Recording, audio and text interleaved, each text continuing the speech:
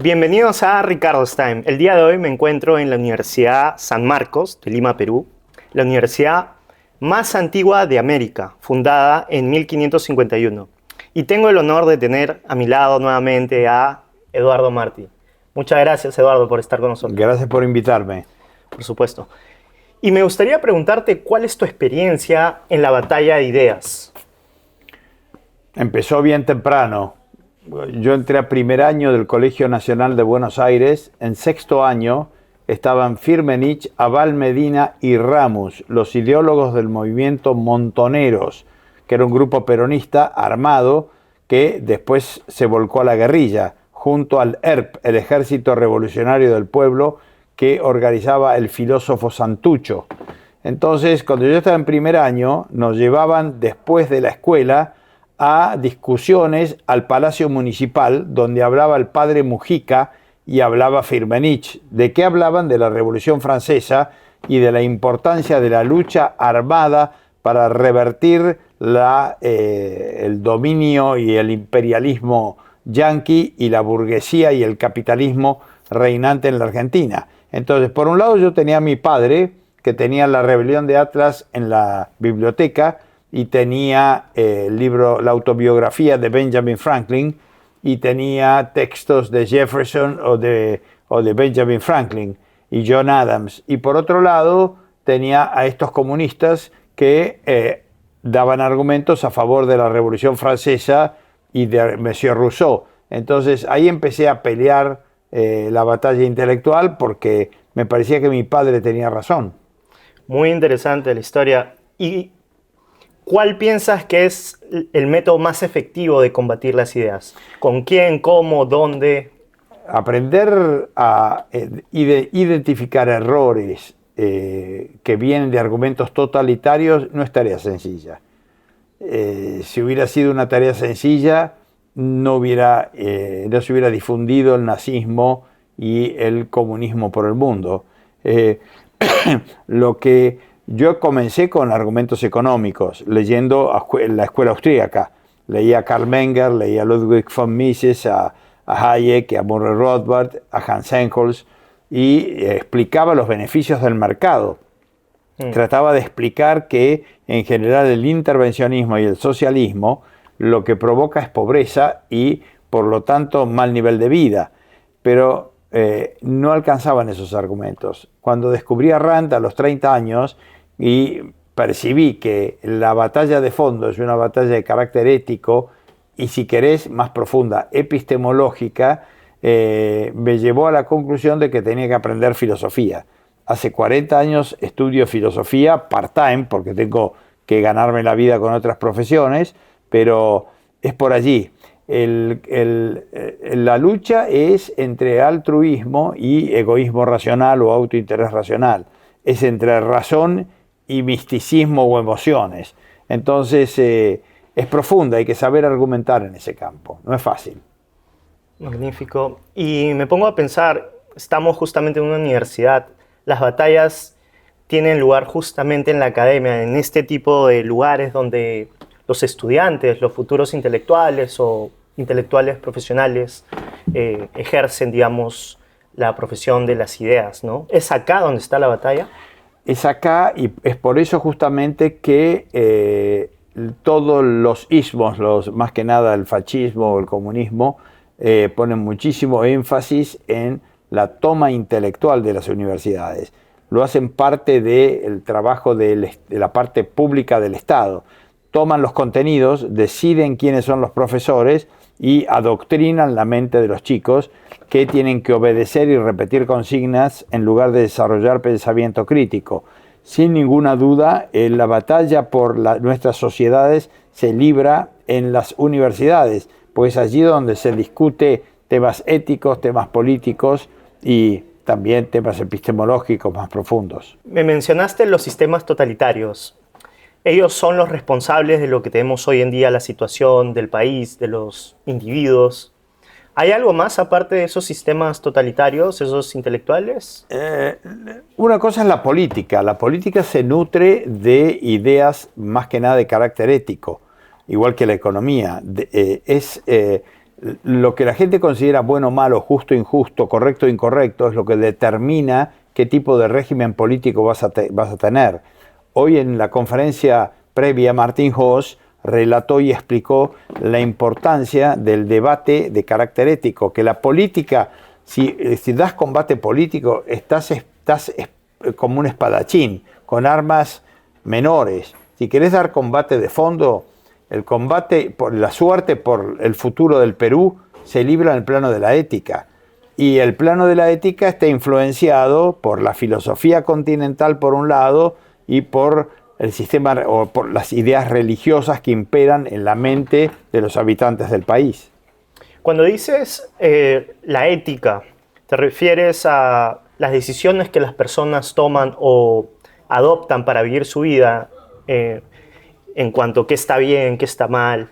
De eso trata la ética, ¿verdad? Exactamente, es un régimen, son las reglas que deben regir más que nada tu conducta para tratar de encontrar la brújula que te lleve hacia la felicidad o para que te asesore en materia de toma de decisiones. ¿Qué cosas son buenas para tu vida? ¿Qué cosas contribuyen a tu florecimiento? ¿Qué cosas destruyen tu vida? ¿Qué cosas la cortan? ¿Qué tipo de decisiones conspiran contra la posibilidad de que sea feliz? Entonces, identificar esas reglas implica introspección, implica mucho análisis. Tenés que darte cuenta de que tenés ciertas características. Así como no podés respirar agua porque no tenés branquias, ni podés masticar piedras porque tenés una peritonitis, tu formato es, tenés un cerebro, una razón que se mueve a través de conceptos. Cosas que los conceptos no son elementos que puedan formar los animales.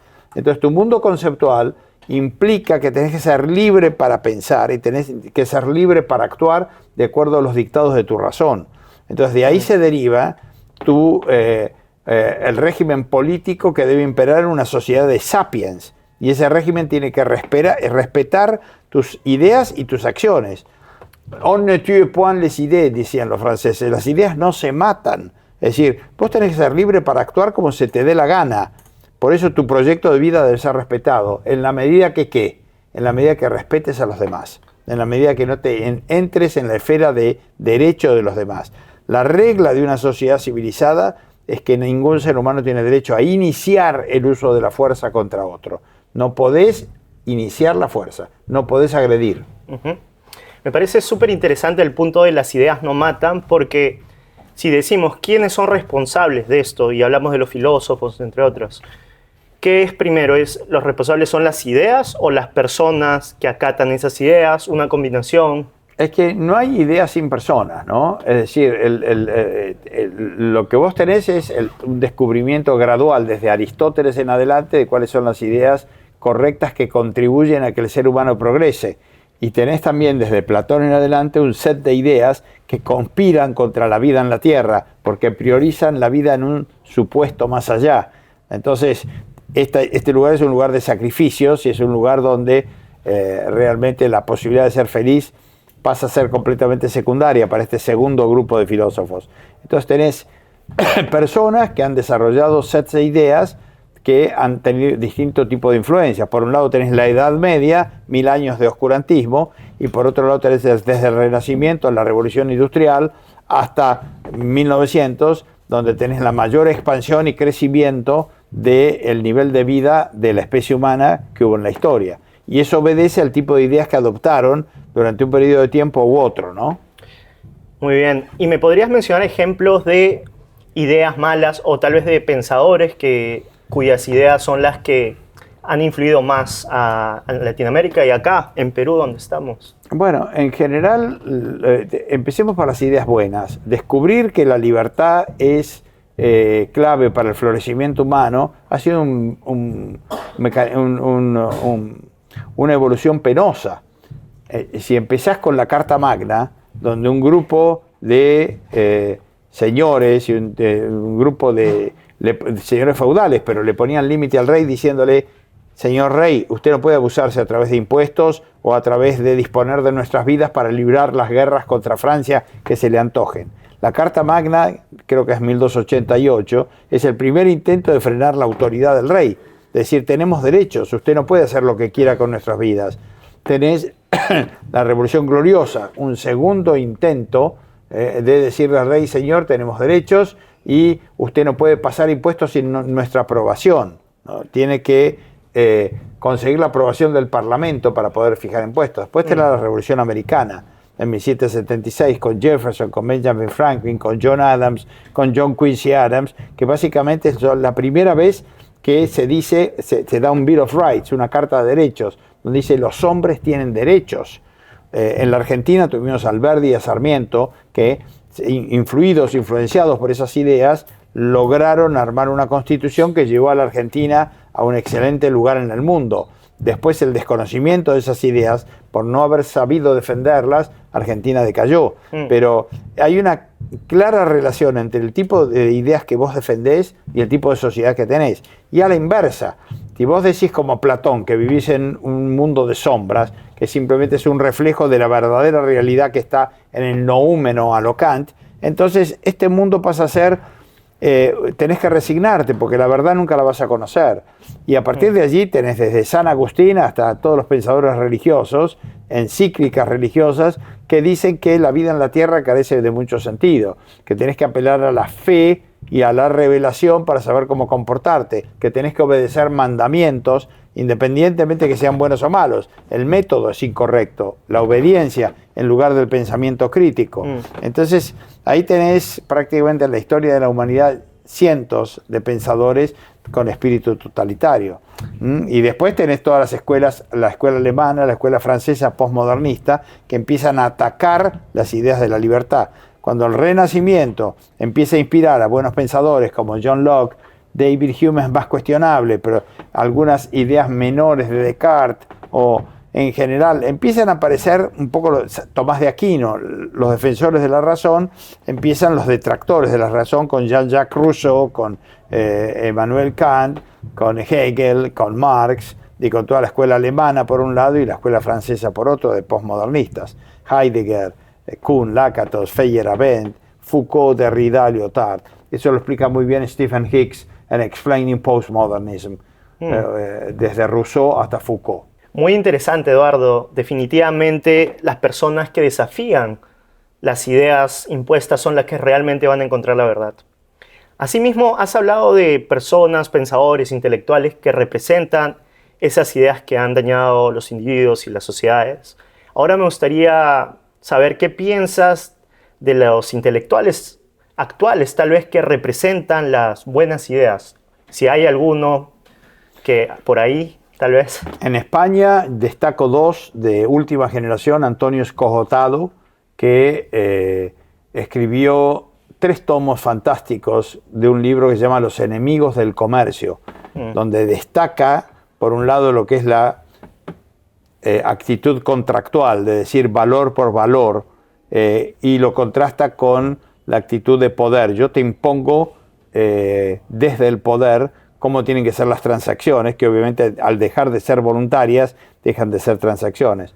El otro es Lori Sanata, un boloñés de la Universidad de Bolonia, que ha escrito varios libros sobre la influencia que ha tenido la Iglesia Católica y específicamente los jesuitas en Latinoamérica, difundiendo ideales de pobreza, ideales de misticismo, en lugar de, en otras palabras, atacando la razón por un lado, atacando la acumulación de inversiones y de riqueza, y sosteniendo cosas como que es más difícil para un rico llegar al reino de los cielos que un camello pase por el ojo de una aguja, o estimulando el pobrismo, que solamente llega al cielo aquel que se desprende de todo y se convierte en pobre.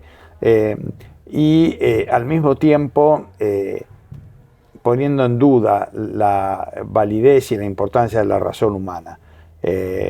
Desde ese punto de vista, es decir, por un lado el misticismo, la defensa de los milagros, por otro lado la idea ética de que es conveniente, es bueno ser pobre porque este mundo estás de paso y tienes que ganarte el cielo, ¿no es cierto?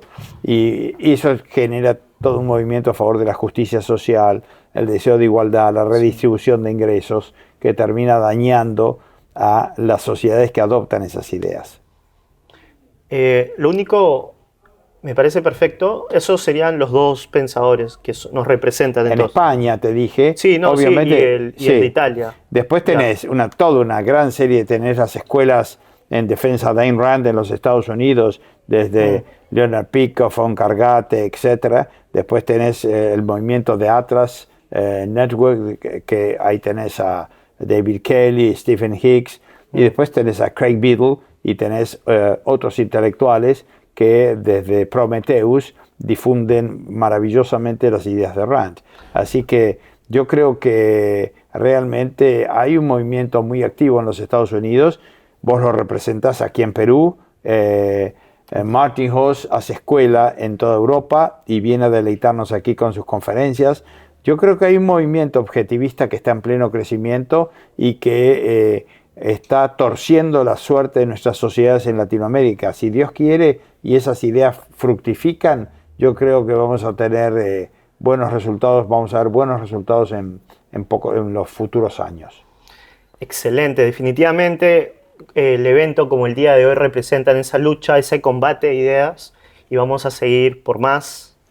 Muchas gracias, Eduardo, por estar acá. Un placer, realmente esta universidad, que es la más antigua de América, es un lugar donde realmente el debate por las buenas ideas tiene que darse. Así que te felicito por esta iniciativa que realmente es fantástica. Muchas gracias. A ti también felicitarte por el gran esfuerzo y por la batalla. Nos vemos en la próxima. La hemos pasado muy bien hoy. Muchas gracias. Ese ha sido otro episodio de Ricardo's Time. Nos vemos la próxima.